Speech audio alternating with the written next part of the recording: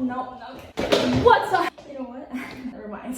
What's up, guys? It's Rina. Welcome back into another one of my not 2J swap series videos, but welcome back into another one of my videos nonetheless. This is gonna be one of the only videos that I make like this, where I'm just sitting down and talking to you guys, but I figured I would make a Q&A telling you guys a little bit more about myself, because I do get a lot of questions on my TikTok lives and my videos on there and then my DMs, and everybody's always asking me a whole bunch of questions. You know, I get it. It's understandable to be curious, so I just figured I would make a whole video dedicated to all of your guys' questions and answer them. If I do miss any, go ahead and leave a comment below and I will answer your question. I answer all of my comments. But yeah, for those of you that have not met me in person and only know me strictly through online platforms, hello! My name is Rina. I am 21 years old, I am a retired Mazda technician, and I am building 2J and putting it into my car. So I am also a graduate of Universal Technical Institute, or otherwise known as UTI. Truly an unfortunate name, but yes, I graduated from UTI with just a regular auto diesel technology degree. I graduated from that last October, so it's been about a year now since I've been in school. I guess I'll give you guys a little bit of background of how I really got into cars. So I've been working on cars for only about 2.5 years now. Everything that I've learned, I have literally just learned through working at shops and a little bit through school as well. It's been a crazy 2.5 years. I've literally done nothing but eat, sleep, and read cars. So yeah, obviously I have a problem. A lot of people always ask me the question of how did you get into cars? So I actually started working on cars in the very first place because I had bought my FRS. One of my friends at the time had one, and we used to go drifting and stuff and just like fuck around in his car, and it was super fun, and so I actually ended up getting one for myself. I really liked the platform. I really enjoyed that they came in manual. I wanted to learn manual. Yeah, it all started with my FRS, honestly. So I got the FRS and I wanted to start modifying it. I wanted to mess with it. I wanted to make it cool. I wanted to drift and everything like that. So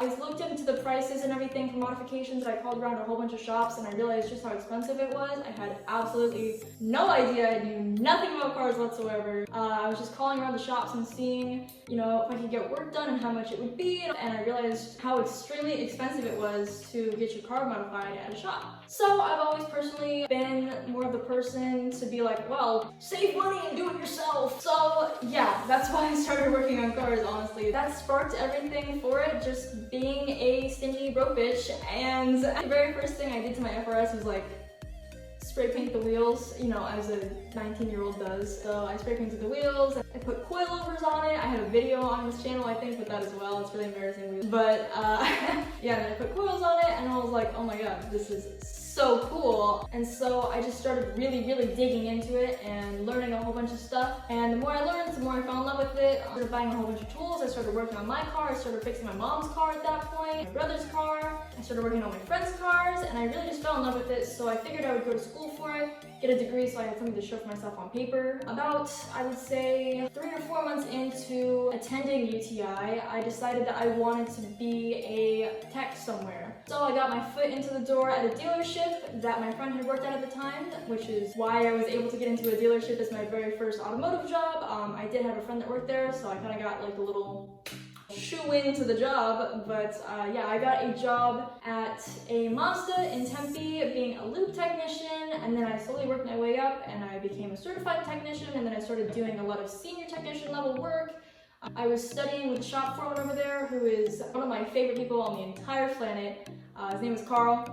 I love Carl so much. He is like the father that I never had. So yeah, the shop foreman Carl over there essentially taught me a whole bunch more, let me get my hands like really on stuff, and let me get a whole bunch of experience in. Taught me a whole lot about cars that I wasn't really learning in school. It really does help you when you're at a school like that, like MMI or UTI or whatever other automotive schools there are. I would say if you are in one of those schools right now, I would most definitely say get into a shop, because I was able to apply a lot of the knowledge that I was learning in school in the shop when I was there. So I would most definitely say as soon as you can, get into a shop if you are there, because it does help a lot and you can apply it and it sticks better. Yeah, anyways, 3 or 4 months in, I was over there there at a Mazda in Tempe, Arizona. Learned a whole bunch from there. I ended up sadly quitting that job because I had to leave. If anybody knows what eczema is, it's like this itchy, like flaky, nasty, like skin peely offy kind of thing. And I'm lucky enough to have that. So go my genetics. You can't see it right now because I'm really not in the heat all that much, but for me, the heat seriously aggravates my eczema and I get it like all over my body. So I ended up quitting at that Mazda. As much as I loved it over there, I ended up quitting because it was an open shop, so there was no doors, there was no AC, there was nothing. So it was just me working in like 120-degree Arizona summer heat and just dying at night because my entire body was covered in eczema and I was always scratching it. So yeah. As much as that hurt to leave there because I absolutely loved everybody there and I really, really loved the position and everything that I was doing there and how much I was learning, I sadly did have to leave there. I still like to visit every now and then though and go bug them. As much as I am a Mazda girl 100% at heart, it kind of hurt, but I had to separate from Mazda. So from there, I think I was actually a certified Mazda tech for about a year at that point. So after things ended with that Mazda and my little heart got smashed into a million pieces because I love Mazda, bottom of my heart, I love Mazda so much.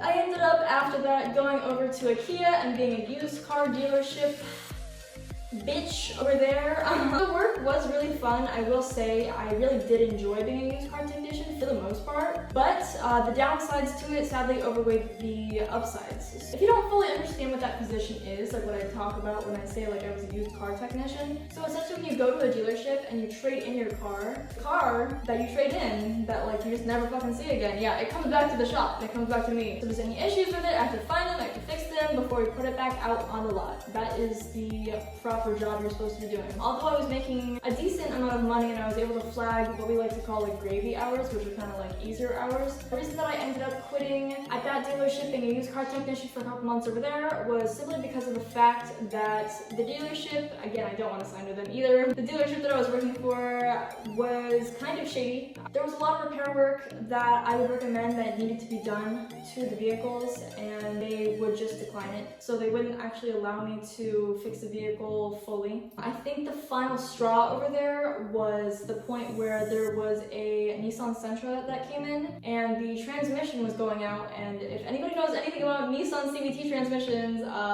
they fail often, and I could hear it whining and I could tell it was definitely about to go out, so I had recommended a transmission replacement and they declined it, and they ended up putting the car on the lot anyways, and something with that didn't really sit with my morale very well because I believe that, you know, if someone is buying a used car, it should be a good condition car, especially because they upsell them so much and they make so much profit from them. I feel like they definitely should be in good condition where they're not going to break within like a year or two of having them, or even less. So yeah, I ended up quitting over there because they were not allowing me to do some of the work that was necessary to the cars, and I was going home at the end of the day feeling like I wasn't a good technician, and that didn't sit right with me, so I ended up leaving. And then to answer the question, why did I stop being a tech? So after I was a used car dealership bitch, my main reason for not continuing to be a technician was simply because, you can see that, yeah, I have trigger fingers. A lot of my joints in my hands are going out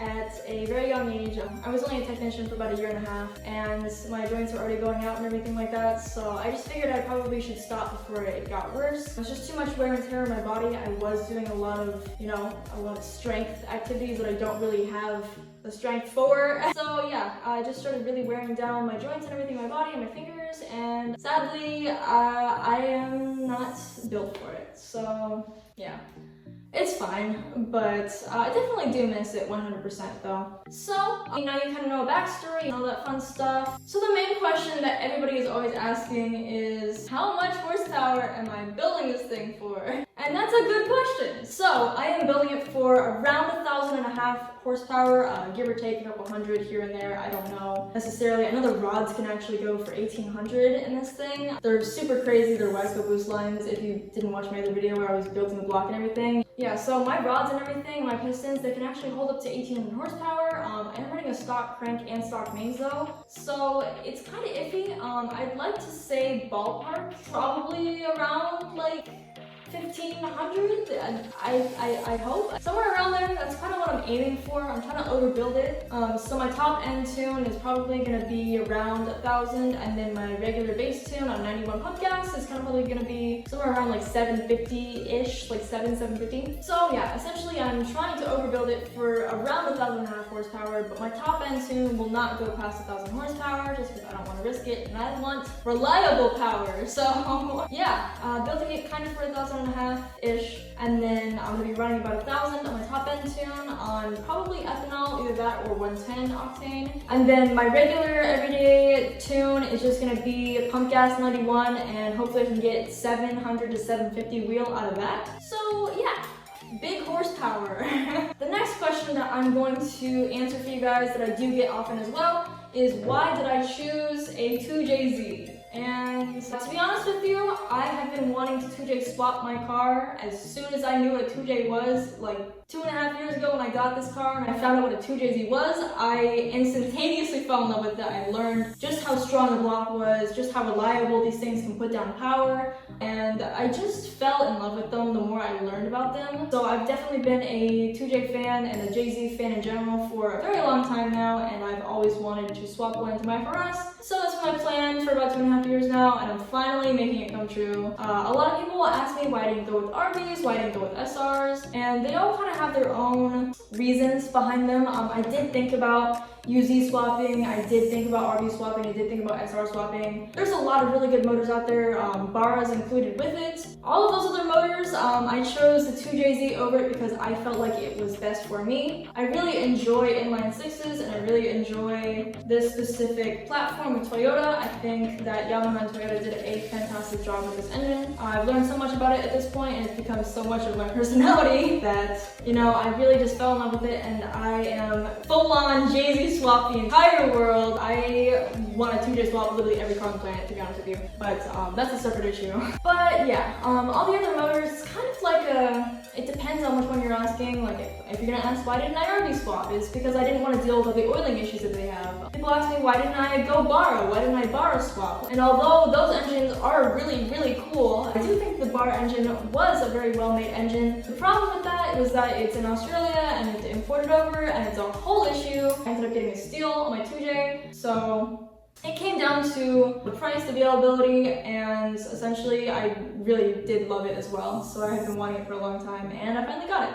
Alright, the next question I'm going to answer for you guys is, what am I doing with the build? So this is a drift build slash track-ish slash like fun street car build. So for legal reasons, I do not ever drift on the streets or side corners in rain or do anything like that.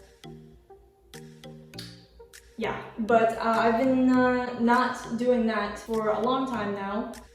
And I started drifting the track a little bit too with my FRS when I had the FA in there. So I have been to the track probably about 4 or 5 times now. And the track, in my opinion, is very, very different from sliding on roads in Mexico for legal reasons, again. But yeah, I've been doing that for about 2.5 years now as well. So it is a drift build slash track slash fun street car for me. The next question I'm gonna go into is, somebody asked me this, I think on the TikTok live, don't quote me. What am I gonna do once my 2JZ is swapped in and everything? And that's a really long time down the road, but once my 2JZ is swapped into my FRS and I, you know, wrap it and do my kit and everything that I want to do to it and make it absolutely perfect, eventually I do want to go crazy, and I really want to big turbo Bridgeport swap a E36. And if you know what I'm talking about when I say 26B, you want to take two 13Bs, sandwich them together, do a whole port out on the exhaust and everything so there's no buildup in there, slap a huge fucking turbo on it, throw it in an E36. I think that would be so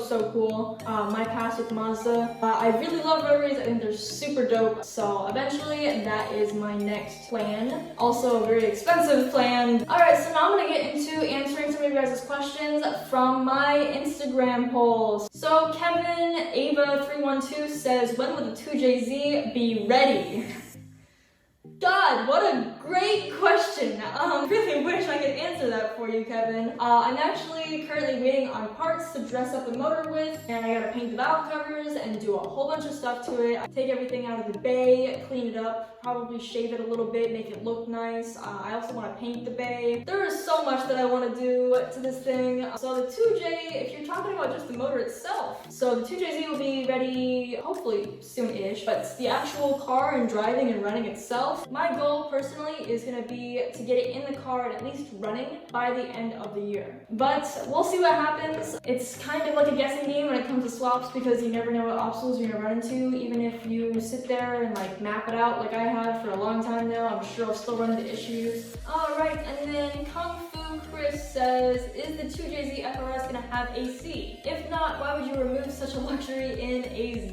That's a really good question as well. So I am planning on running AC eventually. I'm not planning on having it run immediately as soon as I have the engine in there. I'll probably pull the engine in and out lots of times to do everything that I want to do to it, to paint the bay and make everything look nice and tuck all the wires and do all that fun stuff like that. But yeah, no, it is really, really hot in Arizona. It is so hot here. I definitely do want AC in this thing, especially because when you get on the track and everything, it can be really hot. So eventually, at the end of the build, yes, it will have AC. Hopefully, eventually, I can get that in there and get that done. But for a while, it probably will not. Rose says, can we get married? Bro. Right now.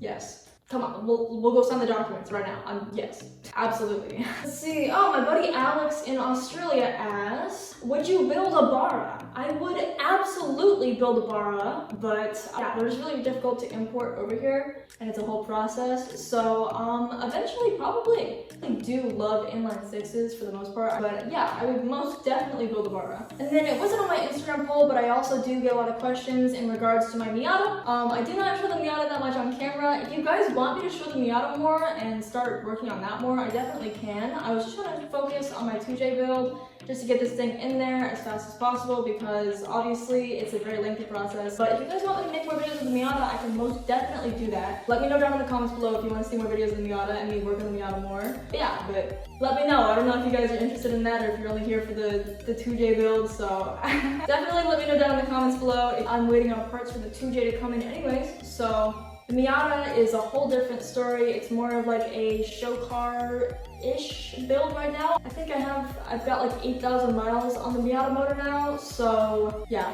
Eventually I do want to turbo the Miata motor, build it and all that fun stuff, but that probably won't be for a while. But that was all the questions that I've got for you guys that I'm going to answer. So if I didn't get to your question or you have another question for me, go ahead and leave it down in the comments below. I will answer every single comment, whether it's about the Miata or me or the JZ build or the FRS or anything like that. And that is the end of today's video. I will see you guys in the next video where I will be painting the JZ valve covers. Night time for the JZ.